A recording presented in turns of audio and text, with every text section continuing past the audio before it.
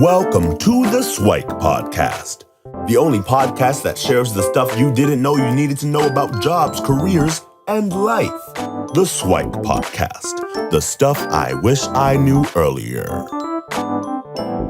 Hi, everyone, and welcome to the Siwike Stuff I Wish I Knew Earlier podcast. We're here with one of our new guest hosts, Cheryl. Cheryl, how are you doing today? Great, thanks. How are you doing? Fantastic, as always. So she comes to us with a background in tech, and we thought we'd get into her story. So, Cheryl, what are you up to these days? And then we'll kind of get into what you were like as a kid and the journey along the way. So what keeps you busy these days? Yeah, sounds good. So right now I'm doing my master's at the University of Waterloo. So I have a little over a semester left over before I graduate. So I'm trying to wrap up my thesis, doing a little bit of traveling. It's keeping me busy. That's awesome. So I'd love if we could go back in time and just talk about the journey. So what was Cheryl like as a kid? Maybe early fond childhood memories? What was Cheryl like as a Oh, kid? yeah. I guess I feel like I was kind of bookish. I don't know. I feel like I spent a lot of time reading. I was definitely like one of those kids where, like, if your parents tell you to go outside, I would just like take a book outside. I don't know. Like, if I had to watch my sister, it would have to be like, oh, I'll just carry whatever I was doing outside. Um, yeah, I think in general, I liked arts and crafts books. I feel like that's still kind of true today. Okay. Yeah. And you mentioned a sister, so is it an older one that influenced you, or younger, or? Oh no, she's younger. Okay. So less of a career influence, I think. Oh, all right. So bookish. Were there particular types of books? Was it like more fictional, more nonfiction, or what kind did you gravitate to as you were a kid? Oh, I mean, I definitely had like an aliens and sea monsters phase. Okay. I don't know what you would count that as. I feel like I read a lot of fiction, Okay. and I don't know if you would count cryptozoology as nonfiction. Okay. But What is yeah, I think cryptozoology? I read a mix. Sorry? What is cryptozoology?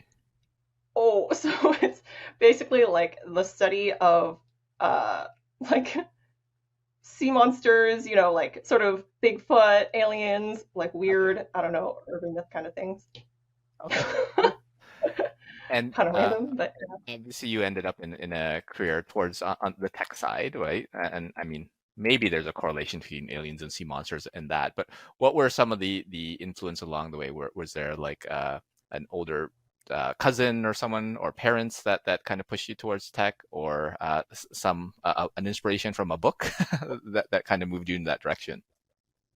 yeah, I mean, I guess I don't really have anybody else who like was in tech that I Mhm. could look up to when I was younger. Honestly, I feel like I didn't think I was gonna go into tech until like high school. Okay. So I guess the overall way it went was like in grade two, I really liked Captain Underpants books, and my teacher said that they were inappropriate for grade two students to be reading. Okay. And of course, I had to read them because they were inappropriate. Yeah. And in those books, there were like these fliporamas. They were like Hmm. basically flip book pages. So that's how I kind of got into like animation. Okay. And then when I was in high school, I tried to do like an independent study project on 3D animation. Okay. And that's when I realized that 3D animation tools were extremely difficult to use. Oh. So I tried to learn how to use Maya by myself, and it didn't go well at all. So I thought, man, somebody needs to like go back and really improve these tools. So I think that's how I kind of got into tech in general. Wow, seems like a pretty straight line there. Were there lots of other like competing priorities in terms of you were also considering a career in cryptozoology or this and that? It was really like a career thing. I think that was like a very grade three interest. Sure, yeah. um, but yeah, I feel like right now, looking back on it, it feels like a straight line, but I feel like it definitely wasn't. Like I remember, like recently I was cleaning out my room and I found some grade seven career aptitude test thing that they make you take. Okay. And tech was definitely at the bottom because I Mhm. think at that point I thought that tech was, installing software on your computer. Um, yeah, I think twists and turns. I definitely considered other careers. Like I almost went to art because I do like ceramics. It was something fun that I did in high school. Yeah. Okay. And could you walk us through maybe some of the other decisions? So, like you did this 3D animation project, and you know that the tools need to get better. Was it an instant, okay, I'm going to find universities that are in tech and go down that path, or were there any kind of other alternatives along the way that you were choosing from? Yeah, I definitely wasn't, set on computer science, even as I was applying for universities, honestly. I Hmm. think I applied for digital media at York and at U of T Scarborough, which Okay. is much more like humanities based, art based. So yeah, I definitely thought of tech as like a means to an end. Like, it enables you to be creative. I think that's how I thought about it. Um, so I think the element of creativity and more of like artistic expression was probably more important to me than, the actual theory behind computer science or, how computers work. And growing up, so you mentioned arts and crafts and things like that. Was there any sort of like affinity towards art, or people recognize that, oh, you should be an artist, like competitions and stuff that you won? Or is it really just a kind of a self-directed where art, hey, and there happens to be this tech part in the process, and then you kind of stumbled into tech. So I'd love if you kind of walk through some of that journey if you're willing to. Yeah, so I feel like I'm actually not a very good artist in terms of drawing, and that was one of the Okay. reasons I pivoted into tech. Okay. Because I guess in high school I was looking at like what it would take to become an animator, and I feel like Right. you need a very strong arts base. You need to be able to like draw figures very well. You need to be able to like capture motion. And honestly, I just could not do that. I was more into ceramics. It's very different. So I think eventually I realized that I was more interested in like figuring out how to use tools anyway. Like I started learning Photoshop in like middle school. So Hmm. I think it was a natural push away from the arts because of a lack of aptitude there. And then also I think, interest in actually improving tools. Okay. So you're now have this interest in tech. You have this little bit of background in art, but not necessarily the skill sets to be able to be more on the drawing side of it. And then you now have to pick like a school. So you ultimately did computer science, but you said it wasn't necessarily in your top. Like, what was that decision process like? So you had some digital media side. Were there other computer science schools that you were thinking of, or what was that process like? So I guess I'm from Toronto and I think I want to stay in Toronto for undergrad anyway. So yeah, it was basically a choice between like a few different schools for digital media slash I think I might have applied to Ryerson for computer science. I don't really remember. Okay. And then U of T computer science. And I think what happened was I just went on all their websites. I looked at like cool projects that people who went there had done. Like I looked at the computer graphics lab website at U of T and I thought, oh, cool. I want to Mm. make a tool that can make something 3D.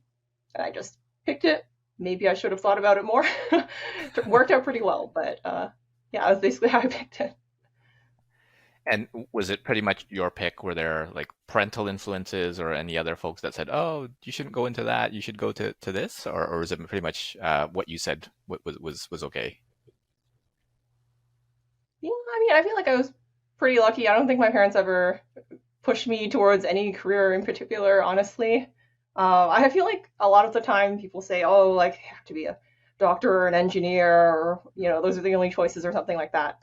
But honestly, I feel like my parents didn't really care at all. Like, recently I watched Everything Everywhere All at Once, and you know how there's like a lot of parental influence, and, it's a strong theme in that movie. I feel like it didn't hit me as hard as it did for other people because Right. honestly, I didn't really ever feel that like level of Yeah. pressure from them. I think it was really like do something decent, get a job. Yeah.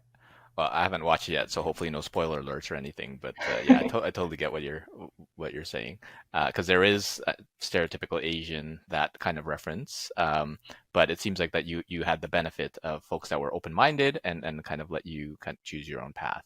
Um, and now that you kind of chosen a program and are in there, how was the experience? Because obviously computer science, it's a little bit male dominated, let's say. How was it in the program, and I guess the early years or late years? I don't know if you have any kind of interesting experiences during the program. Yeah, I guess for undergrad, like at U of T, I think they probably changed the system a little bit now, but when I went into it, essentially, even if you applied for computer science, you got in under computer science. You haven't gotten into their like post, which is like their program of study. Hmm. So after first year, you basically need to meet some requirements to get into like the computer science post, so that you can essentially do the degree. Um, so for me, I feel like first year was extremely stressful because of that, because essentially you can't continue your degree or the degree that you Right. applied for if you don't get in, right? And I think it's still a problem now in U of T computer science where it's extremely competitive even after you get in. Mm. So I think the first little bit of undergrad was extremely stressful because of that. Um, yeah, thankfully I made a lot of friends in first year that were going through the same thing, and managed to stick together throughout the couple of years that we were there. So I think as the courses got more specialized, like I could pick the courses that I thought were interesting. I feel like it got a lot better. That's great. And were there any kind of trials or tribulations that are worth mentioning? Kind of the stuff I wish I knew earlier, well, maybe a preview of that for a young Cheryl that might have been going or might be going through that process right now, that you might want to share with them. Oh, maybe nobody actually really knows what they're doing. I feel Okay. like I feel like when I joined, there were some like older students that like seemed like they really knew what they were doing. Like they'd done a degree before, or they just transferred for another university, and I was there, like 18 years old. I don't know what's going on. I just learned how to code like a year ago. Right. So I feel like definitely there was a lot of imposter syndrome. I feel like that's a buzzword that gets thrown around in tech a lot. Hmm. But yeah, I think as I went through my degree, I realized a lot of people that you think have it all together are also struggling to figure out what they want to do. And just seems like they're all put together because you check their LinkedIn and they've posted their highlights. Right. But really, we're all just trying to figure it out. Yeah. So being comfortable, what is it? Being comfortable being uncomfortable is an important skill to have. And so it seems like that you were able to build a good support structure around you where you had folks that kind of helped you through the process. I'm wondering if you can share a little bit about your journey into your master's, because did you always assume that you were going to go into a master's degree afterwards, or kind of graduate school, or were you thinking of the working world during that process? Because I think you did some internships in there as well, or Yeah. Oh, I feel like the internship story is like that's like a long one. Actually, maybe I should give some context for that because I feel like the sure. internships really like led me to my grad school decision. Okay. So yeah, I guess in after second year, I did my first internship at Nokia in Ottawa, and it was like a fun experience. But I was doing mostly like testing, and I think it was my first experience with working in a big company, and I think it was good to have that experience to just know what it's like to do Yeah. that. Um, and then the next summer, I started an internship at Intel, but that was actually like a year-long internship. Um, Hmm. so at U of T, they have like a professional experience year, as opposed to co-op, which is a little bit more broken up. Um, Right. and for that one, I was at Intel. I was doing a lot of different things. I was doing some project management, some software engineering. Um, and I think during that time, I realized that I didn't actually enjoy the work there as much as I thought I would.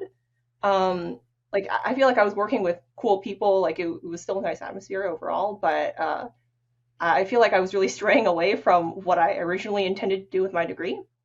Right. And I think at that point, I started looking for internships that were a little bit closer to what I wanted to do.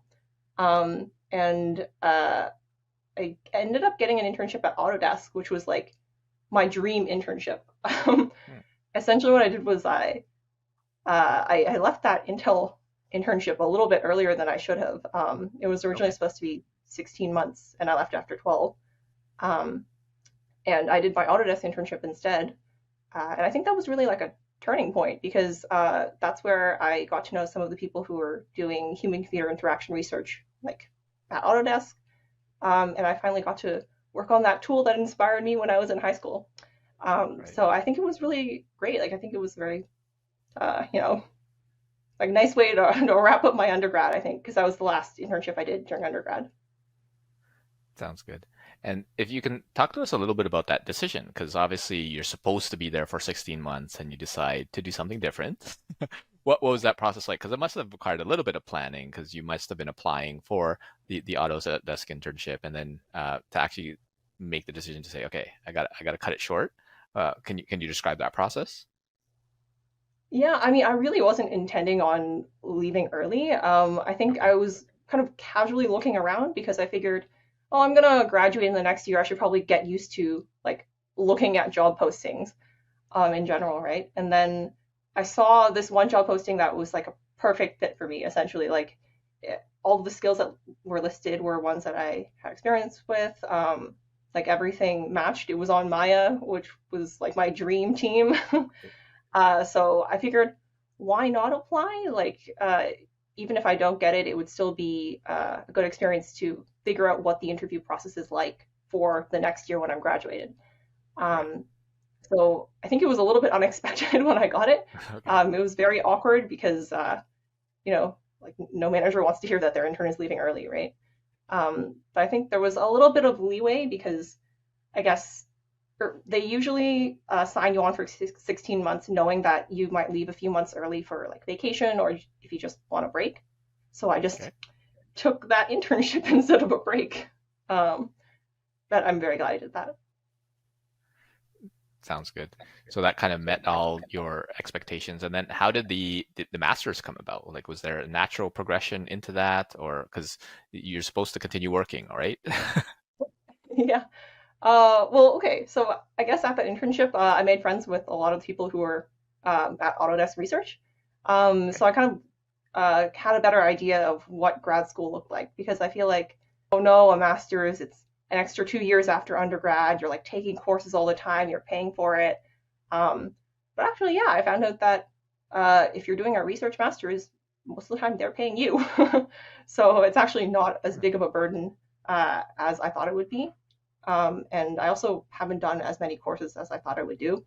Um, so I think the stuff that I was working on, like the team that I was working on, helped me kind of think about what I might want to research later on.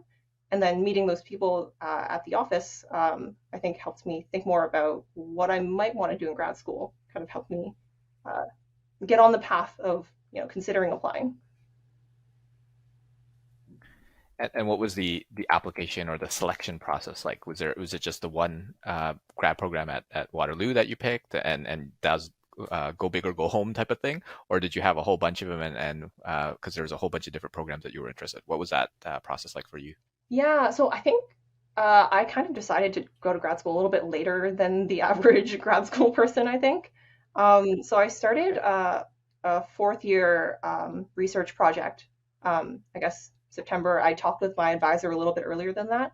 But I really didn't decide to apply to grad school until I think October, which is very late because grad school applications are usually due like early December.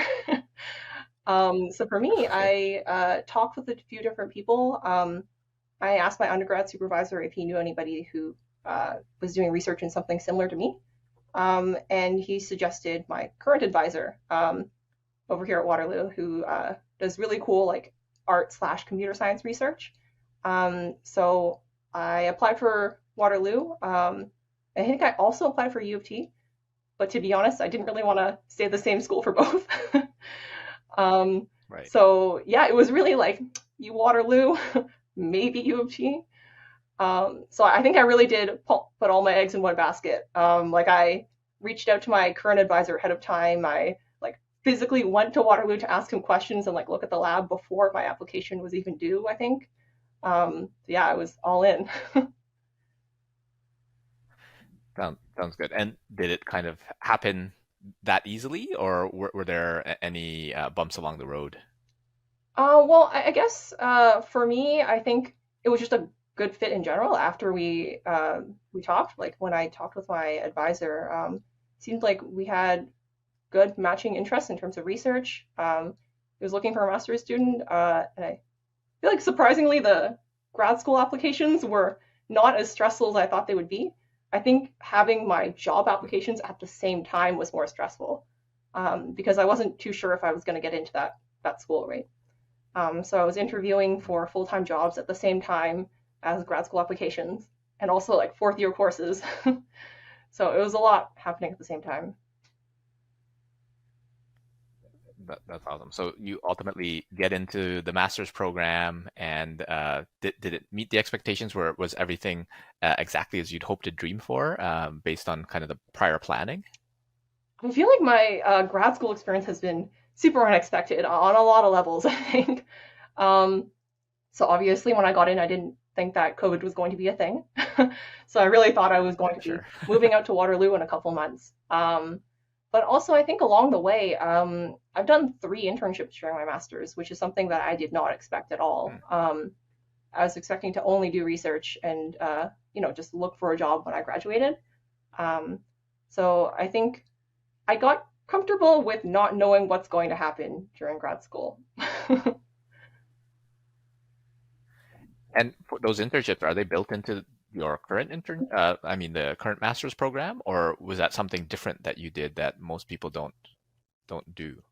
So yeah, I guess Waterloo is famous for its co-op program, but I was in a thesis-based master's. Yeah. So there's no co-op built into it at all. The way that I got my first internship was actually because one of my co-advisors, he knew somebody at Adobe who was hiring, and he was saying that maybe they'd consider hiring a master's student for this project, even though like usually they would look for a PhD student. So I applied, I got it, and I did a virtual internship in 2021. And then the other two, I think, really were from me hopping on the bandwagon of people applying for things because it was, internship season. I saw everybody else applying for something, and I thought, oh no, I'm so used to applying for things. Maybe I should do it just to, get myself ready for the inevitable full-time job search. So I ended up getting Right. an internship at Roblox, and an internship at Meta, but Meta asked me if I could move it to the fall instead, so it worked out. I didn't have to pick between the two of them. So yeah, that's how I ended up doing 8 months of internships last year. That's awesome. And then it was a discussion with the folks running the master's program to say, hey, is this okay? Because if it's not expected, I guess they have to do a bunch of stuff in order to make sure that it's good with the program. Yeah, so I guess I'm lucky because I'm a domestic student. I think for international students, you run into issues with, I guess, your visa running out or timing issues. But for Sure. me, I just went inactive for my degree, and thankfully they were all research-based internships. So, like with my Adobe internship, I ended up continuing that research collaboration. So, our paper actually recently got accepted to a conference, and then same with Roblox. I Right. recently just got back from a trip where we were presenting a poster from that. And then Meta was like research engineering. It was all quite related. Sounds good. And can you talk to us a little bit about the travel that you were able to do? Because that's one of those things where, well, before we started recording, we had a discussion. It's like, oh yeah, like folks don't realize that these are some of the perks that come with doing a Yeah, master's. yeah, perks of doing a master's or I guess research in general. If your paper gets Sure. accepted, then usually like the school or the company will pay for you to physically go to that conference and present your work. So I just got back from a trip to Hamburg and where we were presenting basically my internship work from Roblox as a poster. So it was kind of like a short paper, and then I could put up a poster at the actual conference and talk with people about it.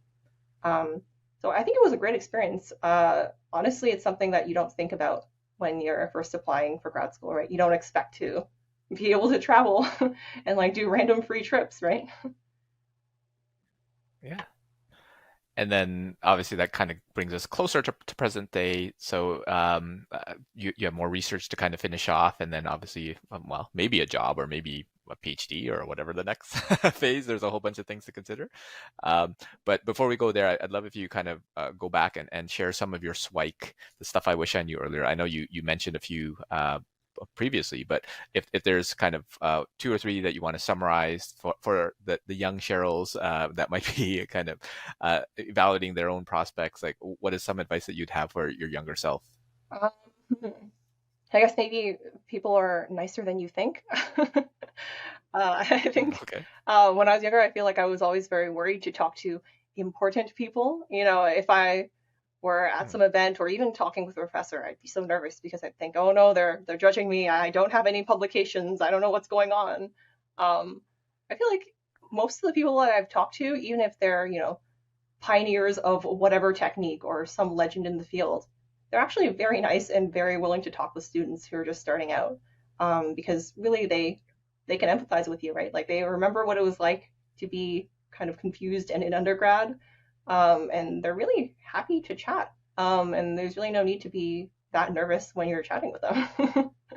And I feel like that would really, I think if I had known that, it would have helped me talk with people more, and be more open with, like just getting to know people in jobs that I wanted to do. Hmm.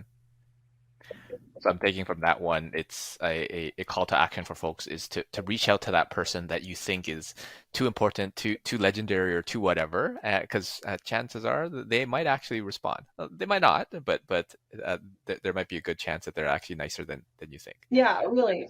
Is there any other swipe? Oh Oh, no, go ahead. no, go ahead. I was just gonna say, like, is there any what other advice would you have for your younger self? Oh, I feel like I already talked about my other point a little bit about, don't compare other Okay. people's highlights to your everyday life. Um, yeah, I guess maybe Okay. just don't underestimate yourself. I feel like, especially in grad school, it's really hard not to compare yourself to other people who have been at this for much longer than you, who have, like, 10 more publications than you, who have like this amazing research project. Um, I feel like it really is something that you have to do at your own pace. Um, and don't count yourself out because you think that you wouldn't be able to do it. I feel like, you really need to just try. Worst case, you don't make it. You don't do whatever you set out to do. That's better than not trying at all. Yeah. I guess that reminds me of the Wayne Gretzky quote: "You miss 100% of the shots you don't Yeah. take." So obviously you need to get yourself out there. Um, and yeah, I mean, this is a very interesting time where there are so many curated highlights from folks on social media and things like that. That there's this kind of false self that we're all comparing ourselves to, because chances are that other person still has challenges and problems, but you're not comparing yourself to your challenges, your problems with their challenges, problems, right? So that is a difficult thing to kind of grasp. Um, yeah, I'd love if you shared a little bit more about kind of future aspirations, because you have a little bit more to go in terms of your research, and what can folks look forward to hearing from you in the future, and if folks are willing and interested in reaching out, where could they find you? Yeah. Just in terms of future plans, I'm traveling again at the end of the month. I'm going to Victoria for a different conference, because that Adobe paper got into a conference. So I'm super excited for that because it's going to be my first in-person full paper talk. Um, so I think it's going to be Okay. really great. And then when I come back, I really need to grind and actually finish my thesis project that has been going on for a long time now because I keep on taking breaks. Um, yeah, I'm Okay. really looking forward to it though because I can go back into the lab now. There aren't as many restrictions as before. I think at the beginning of my degree, it was just sitting at home by myself doing my work. Um, but I think now it's really nice. We have a good lab culture. We're meeting up with other people. Um, and also I'm job searching. So I guess those are my main things for this summer. Really try to find a job, try to figure out what's going on. I think a PhD is probably something to consider for later because the applications are all passed. Um, yeah, I think those are the main things for this summer. And you also were asking about how to contact or other future things. If folks can reach out, yeah. Yeah. So I guess you can reach out to me by email, or you can take a look at my personal site. So my personal website's CherylLao.me, like CherylLao.me. And yeah, you can shoot me an email, find me on LinkedIn. I feel like I should be findable on LinkedIn. So yeah, I'm happy to answer any questions you guys might have. Sounds good, and we'll be sure to link all of that information into the show notes. And if folks want to go down that master's route. Seems like one of the key things I took from this is like, oh, it's actually not as involved in terms of monetarily and resources. Obviously, it takes time to do it, but there should be different considerations in the process. So, and lots of great feedback in terms of people are nicer than you think, and make sure not to compare yourself to other people's highlights. So I think that's really amazing. And thanks, Cheryl, so much for sharing your Siwike and your journey. And hopefully we'll have you back for a future Yeah, episode. sounds good. Thanks so much for having me on here. It was a lot of fun chatting. Thanks, Cheryl. Thanks for joining us on the Siwike Stuff I Wish I Knew Earlier, the podcast. If you like the podcast, please subscribe on iTunes, Stitcher, or wherever you found this podcast. And if you can give us a review, that would be very appreciated. Feel free to contact me on LinkedIn at Lukidanu, Lukidanu, and the same on most social media platforms. And I look forward to hearing from you. Thanks. Bye.